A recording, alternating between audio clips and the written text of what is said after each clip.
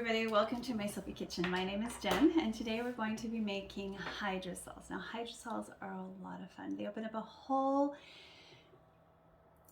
new area of goodness that you can put into your lotions, creams, and serums that have a water and oil or an oil and water component. So generally speaking, hydrosols are very expensive. The most common ones you'll see in the grocery store are things like rose or neroli. I have seen some unusual ones in the Indian cooking section, so that's one place where you can find Floral Waters. Whether or not they're pure hydrosols, you'll have to check the company or the container itself.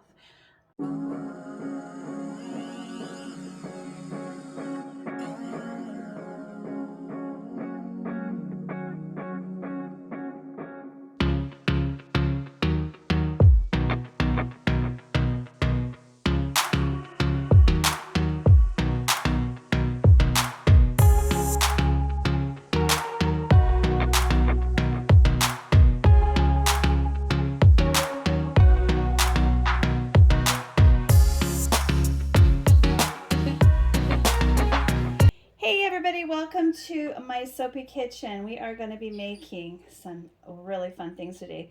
I was given these beautiful carnations and they're really fragrant. And of course, what does a beauty scientist do when they're given something like carnations and they love making beautiful hydrosols? Well, we're going to make a carnation hydrosol, but because carnations, they have a beautiful scent and it's slightly reminiscent of cloves. So we're going to add a few cloves to the bag just to increase that factor. But we're not just going to use the petals. We're going to use the whole plant. So we're going to use the whole flower. So we have that element of green in our creation.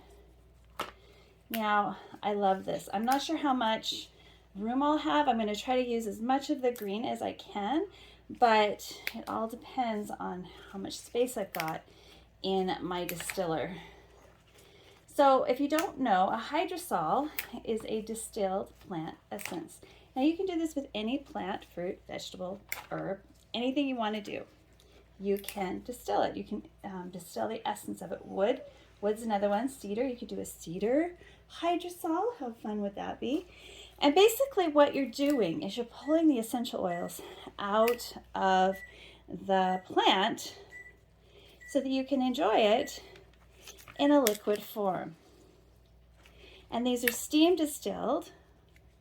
So we're going to put a pot of water in here, and then we're going to put the flower material or plant material, whatever you're using, over the top, and that heats it and evaporates out, and the lightest materials are those volatile oils like essential oils and other lovelies that end up mixed in your distilled water basically. Now if you want to talk about floral waters, now that's a completely different animal, and we'll do some floral waters because floral waters, especially with something like rose, are a lot more economical than taking a ton of Bulgarian rose autos, Bulgarian roses, to get that rose auto essential. It's really hard. Even the hydrosols made from this type of rose are going to be quite weak. But carnations, on the other hand, and cloves combine to make something truly spectacular. So it takes all night for me to do. It takes 12 to 24 hours for the hydrosol to be created. So we're gonna tie up this bundle of botanicals. Let's see if I did this right. Yes, this is gonna be good. Oh, perfect. And we're gonna suspend it over the water. Now I have sanitized everything, especially these things, and my hands. Let's do that again. We don't want anything to get on in the water that's going to contaminate it. Now I do use a preservative for my hydrosols when I need them to last a long time. But if you don't want to do that, you don't have to. You just need to store them in the fridge and use them within a week. So I'm going to poke as many of these upper stems in here as I can, because we've got a light bundle. And with a light bundle, that means you can get more in, especially with fresh. Now, yesterday I made a cucumber hydrosol because I love cucumber hydrosol in lotions and serums and things. And it's really, really strong, which is a little bit. Cucumbers really put off a beautiful aroma, and it's really, really easy to make a cucumber hydrosol. So I highly recommend it if you have ever wanted to try it. This is the pure hydrosol that I made. Now, hydrosols are not teas. Teas are not the same thing. You can't take the plant essence and boil it and then strain it, and you're going to get the same kind of product. It may smell similar, but you're going to have a lot more botanical matter in there that will probably break down and cause your creations to grow molds, harvest, harbor amoebas, maybe even possibly. So make sure you use those preservatives if you want to prevent that possibility. And don't do teas. Please don't do teas for your lotions. It just doesn't work. Now, I could take a dry tea exactly the same way and make a hydrosol from it, but that's different. That's still a hydrosol, and it's a distilled plant essence. You don't have to use fresh. You can use dry.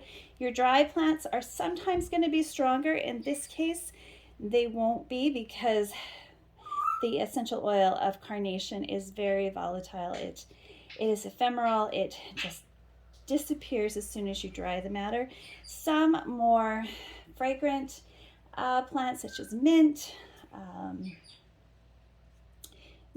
for example, is really good. Another one, lemongrass, I find is better when it's done with a hydrosol that is fresh. So I'm going to go get our water, and I will be right back.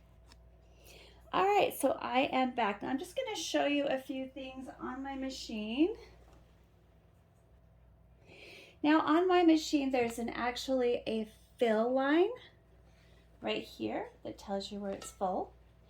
And this is the same. I don't know if you can see that. I hope you can see that. I'll try to zoom in on it here. Bring it closer. There's a full line. Maybe you can see it. It's written in stainless steel. There we go. Maybe you can see it. Anyhow, that's where we're going to fill this. And we're just using regular water because it's going to be purified.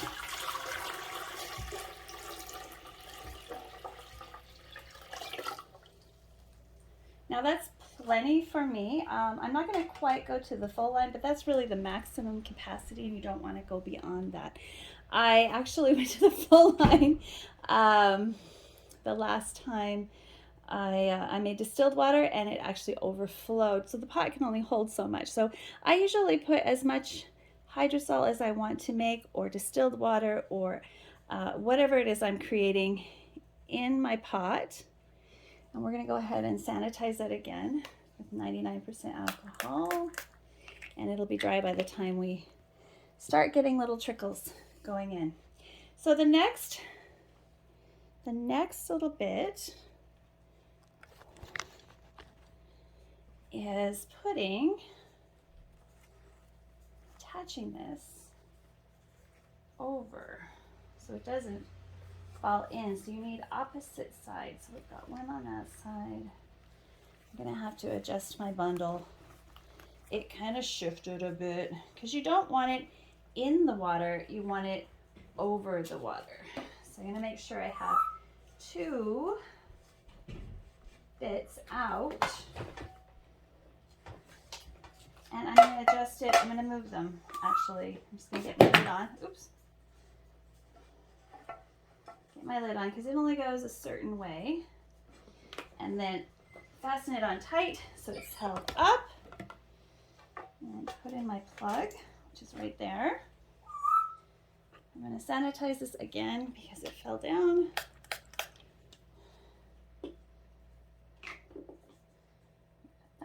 in. Oops. That. Bring it over here. Right over the tip of our bucket. And then we're going to, oh my goodness, cross-contamination all the time. You got to be careful though, or you'll end up with moldies. I'm going to have to do some demos of what to do wrong and what happens, because it's really easy to grow contamination, guys. It's hard to get a perfect formulation that stands up to the test of time. But this should do it. I've been making hydrosols long enough that I know what I'm doing.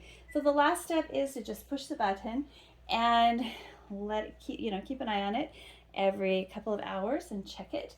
And that's it. And I will bring you back in probably 24 hours so you can see how this progressed. Now, if it's still going in the morning, I will give you a halfway kind of look at the whole contraption. But if I sleep in, it may be done. So no promises, guys. I'm on vacation. All right, so let's get this baby blowing. Make sure all my bubbles, my fingers. There we go. Now I'm gonna go get some plastic wrap and seal my system.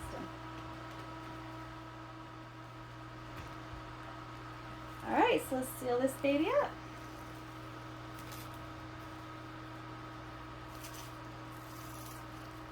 You want to get as many of those essential oils from the cloves and the greenery and the flowers of the carnation, which was, by the way, my mother's favorite flower, or the one my dad bought her all the time, and she loved it very much, and that color is my personal favorite. All right, so I'll bring you back later. Bye for now.